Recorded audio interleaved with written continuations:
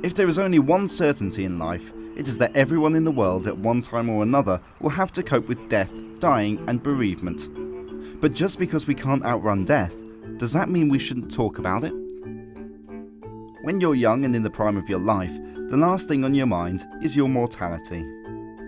We sent Janice, a priest for the Church of England, to have a chat with a group of students at the University of Chester in hopes of breathing a little life into the subject of death. Death can be viewed as a bit of a weird subject for young people to talk about with their mates. And it's not usually something that they might meet together to do. But I'm here at the University of Chester to see if I can get them to chat about it a bit. What is your favourite possession and who are you leaving it to? Okay, so if it's your favourite possession... You said about your rabbit. Oh yeah, I got a rabbit my very first year and I've had it for like the past 20 years and it's called Ruby. And I definitely keep it. Like if I had children maybe I'd pass it down, but I'd like to be buried. I said that I don't really want to leave any of my instruments to anyone. So Josh got annoyed and said that that means that I'm not getting anything of his. I said to him, look, you can have my television, which is like a really old CRT, so it's like a proper 90s one. So he said like, you can have that just to remember me. Like, I was gonna leave him, like my computer, I hand built it myself, and you were gonna leave me and got his TV. Have you ever wanted to watch a videotape and not being able to because it's out of date now? Well, you can with my TV. So it's like a double-edged present there for you. A bucket list is a number of experiences a person hopes to achieve during their lifetime. What do you want to do before you kick the bucket? If this was the last day of my life, then I'd spend it as naked as I could be. I would listen to S Club all day long. I'd probably just do really stupid things, like just go out on a big blowout. I would probably write a diary for the first time in my life and then have a large cup of hot chocolate. The group were asked what item they'd choose from their bucket list on their last day on Earth. Okay, so the question is, if this was your last day on Earth, what would you do if you only had one more day to live? I said I would like to do an American road trip, go to Seattle, then go to Chicago, then go to Florida, then go to New York. I know I can't do that in a day, but... I think for me it's just to visit like a big cat sanctuary, like they look after the lions and tigers and just look after them, just like do like a zookeeping for a day kind of thing. Yeah. So that's a bit easier than travelling across America. Yeah. So have you always wanted to do that? Yeah. Most of the students spoke about living their last 24 hours to the fullest, but not everyone gets the chance to experience their dreams on their final day. In books and films, death is usually swift and sudden. What are the other memorable things in a film, memorable deaths in a film that you can remember? Titanic, yes, no. Which one though? Jack's. No, see, we were discussing this. Yeah. It's that moment when the old couple are in bed together, and she tucks. And then you got the violins go, and they say it's been a pleasure playing it. Oh, I'm a mess. Honestly, I can't control myself. I'll be sitting there going, not this time.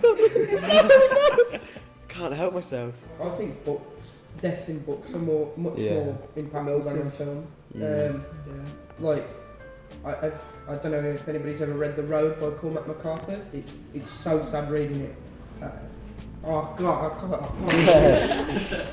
Yeah. Just every time, like even though I know it's going to happen, every time I go back to read that book, and I'll look through it, and then I want to put it away as soon as I get to the end. Popular entertainment has ensured that young people are familiar with death and dying. We asked around campus to find out which death students remembered most. The most memorable death for me in a book or a film, I think I was watching a anime the other day called Clannad. And there's a character in it who you find out some ways through that she's a ghost, and then she just kind of disappears. And it's just like, no. Mufasa dying in The Lion King. Ooh. Dumbledore. Titanic. Never done any guy. The death of Jack in Lost, because I think it's quite nice the way he just closes his eyes and passes. Our choice in books or films can be a very personal one, something that is part of our identity. Often young people choose to listen to music that they feel they have a connection with. We can use that connection to make our funerals personal to us. So what music would you like at your funeral, in an ideal world? Mine's really weird. Mine's like from a zombie movie, so it's like... That's okay, just go for it. It's, We're in the 21st century, we can have zombie music now. It's called like Down with the Sickness, and it's like how you get infected and then rise back up. So I love zombies, like as you can see. So anything zombies is like, I think it's really cool. I'll probably have that. Well, probably Green Day. Green Day, yeah. Just like to try and cheer the mood up, so to speak. No sadness. Okay. Not funeral, but put the fun in funeral. Put the fun in funeral. While we're thinking about funerals, what do you think is the purpose? What's the reason for a funeral? What's it a funeral for? It's like a celebration of, Celebration of life. yeah, of the life that's Say goodbye passed, to isn't it? you. Really. Yeah. You know. It's like a final closure goodbye. as well. Yeah. Yeah. Just Yeah. say like, bye. Yeah, exactly. Yeah. Just So a celebration of life, to say goodbye and some closure. Yeah, yeah. okay. So do you think that's important to do the celebration? Yeah, definitely. Because That's the most important part, I think. The Well, most important. when I go, I'm not bothered about the funeral, but as long as everyone has a good time and celebrates me, I'll be. I really would like you to actually host my funeral. Yeah. Just do a I few, could do that, just do yeah. a few magic tricks. Now you see him. Now you don't. Thank you, everybody, and good night.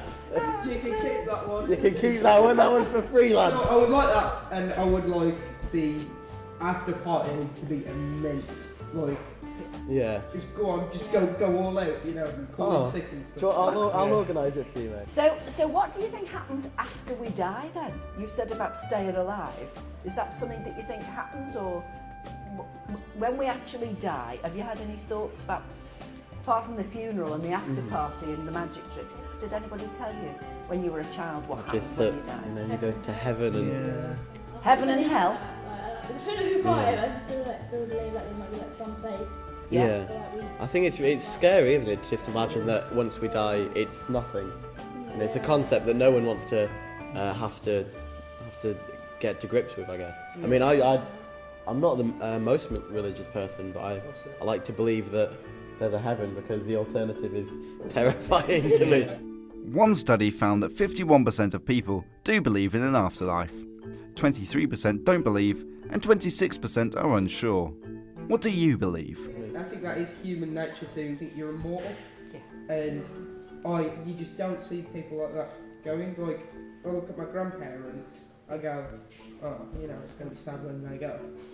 But when I think of my mates and everything, I'm just like, no, you don't think about it. I think it's because you think when you're young, but nothing can happen to you because death's associated with old age stuff. Yeah. I can't really conceive anyone I know sort of as a peer dying. Just doesn't make sense in a sense, like in a way, because it is exactly that. When you're young, you think that nothing, and it's that thing like it will never happen to me. You hear in the news about all these horrible stories, you know, of young people dying, and it's just something that it won't ever happen to me. Yeah. But then so it's obviously not on your radar. Yeah, but then obviously when it does, it just hits. Yeah. It must hit. Sorry, so hard. Yeah. Death is an inevitable part of life, and talking about it can sometimes be difficult. Talking about a funeral is something that anyone can do at any time with anybody else. Part of living well is dying well, and part of both is talking about death as well as talking about living. For more information about topics in this video, go to churchofenglandfunerals.org, or you can also visit CheshireLivingWellDyingWell.org.uk.